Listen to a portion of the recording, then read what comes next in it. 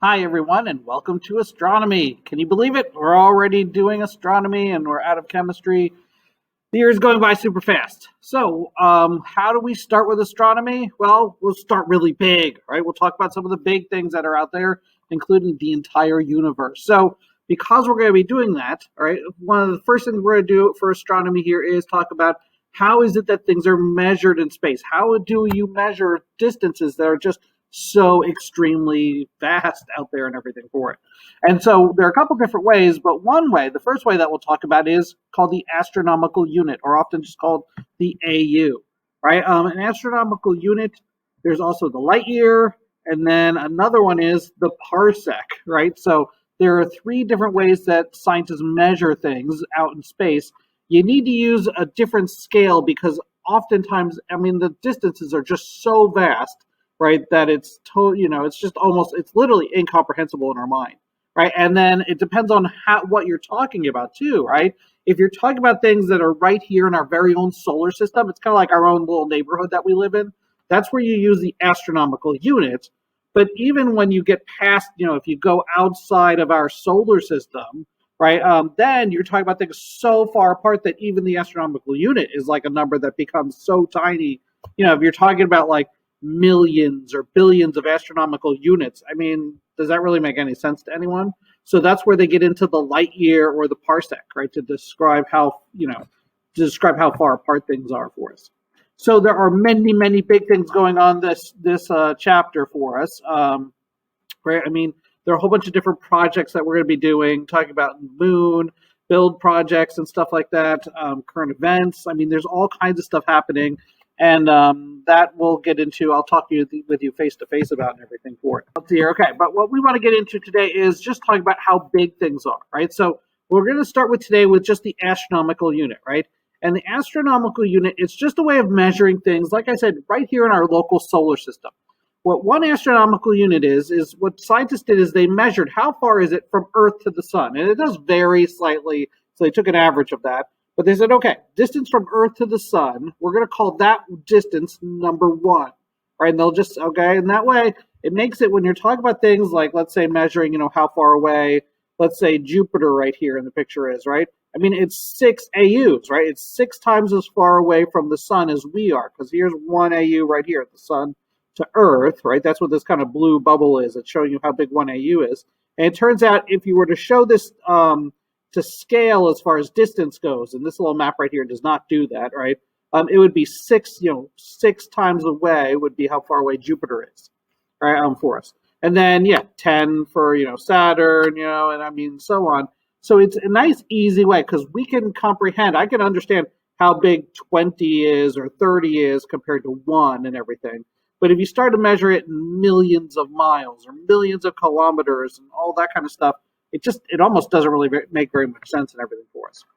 So what we want to do is let's describe how big the entire universe is, right? That's kind of what we want to get to here and everything. To start with is how big things are out there in the entire solar system, right?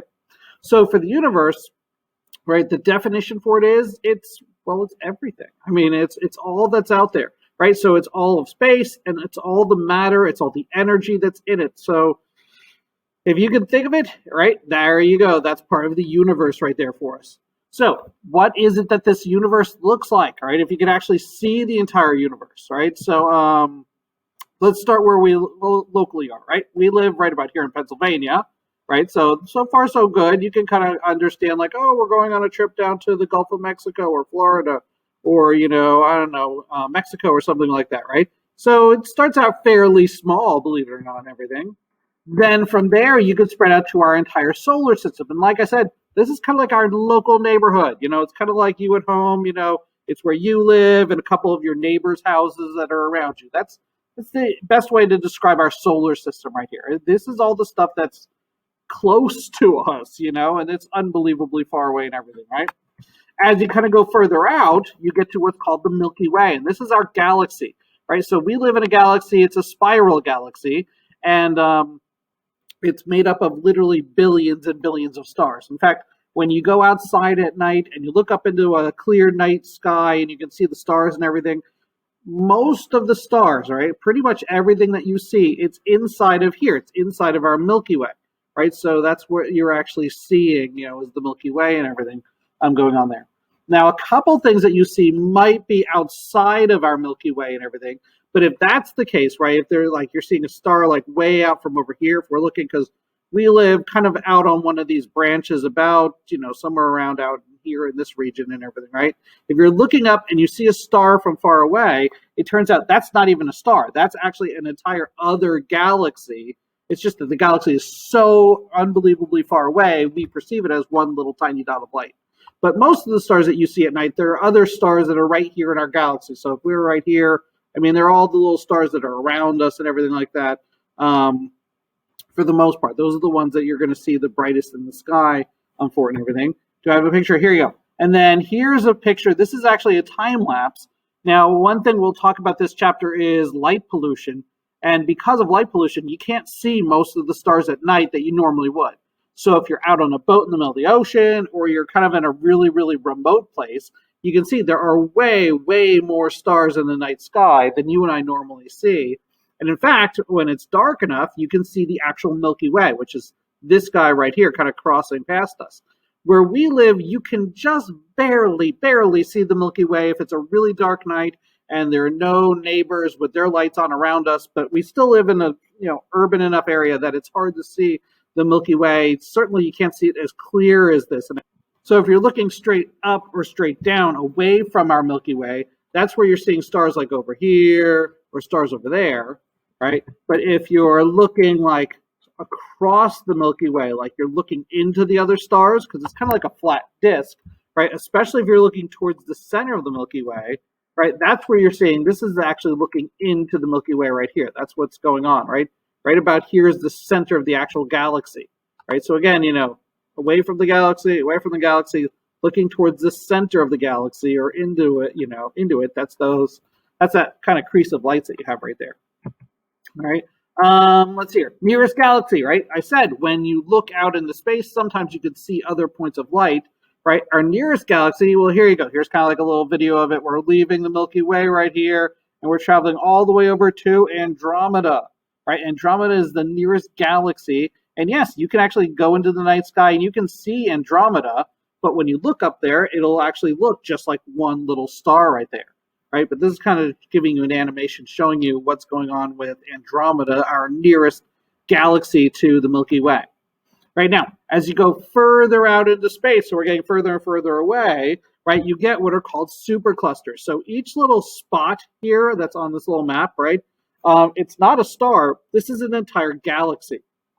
And there's this pattern that happens, right? You notice over and over again. There are areas in the in the universe where there are very, very few stars, and then there are areas where the stars are kind of clumped together, right? And so there are these kind of like clumpy, areas. It almost looks like a map of cities at night or something like that. How you get out into the suburbs and everything for it, right? So we've got our local group, which is just the local group of galaxies that are around us. Andromeda would be one of those, right? And then you have other groups of galaxies. Then as you go further out, right, each one of these dots is not a star, not a galaxy, not even, it's a whole group of galaxies actually. So like think about, if I can hold in like here, there's one little tiny dot of light, right? That little tiny dot right there, it's symbolizing an entire local group of galaxies, right? So each one galaxy has billions and billions of stars. So you can see there are a lot of stars out there. It's phenomenal, right? And in fact, you keep zooming out, right? And eventually, same thing. Each one of these is like a group of groups of galaxies and everything for it. So there are tons and tons of them, and we're kind of like right about here in the middle for the map of our universe. In fact, here, this picture right here, this is the best picture I've ever found of a map of the entire universe. And again, we're right towards the very center of it. And you can see each one of these little kind of colored areas, that's where there are groups and groups of stars, right, and galaxies. And the darker areas that are kind of in there, well, they're the areas where there are fewer galaxies in there, right? Now, why are we in the middle? It's not because we're so amazing that we're the center of everything. It's just that, think about it. If we're right here in the very middle, right, and we look out from planet Earth on any one direction, we can only see so far because, light travels at the speed of light and everything like that. we can only see so far in each direction. It doesn't mean that there could be a ton of stuff, let's say over here. We physically can't see that far yet, right? Because of how, we're limited by the speed of light and everything. So this is just the observable, they often call it the observable universe, because it's just what we know. It's what we can see with our telescopes and everything. But most people probably wonder, there could be lots more out there. I mean, we could be living, who knows, just in like a teeny weeny little corner of the entire universe that we see, right? So that's just kind of what our maps are showing us currently and everything. Okay, star wheels, we'll get into that and everything for us. So that covers the first big thing that we want to get into, is just the universe is a really big place. It's so big that we have a hard time fathoming it with our own brains because of this immense size that it is. Okay, make sure you take the quiz at the end of the video, and I'll see you a little later, everybody.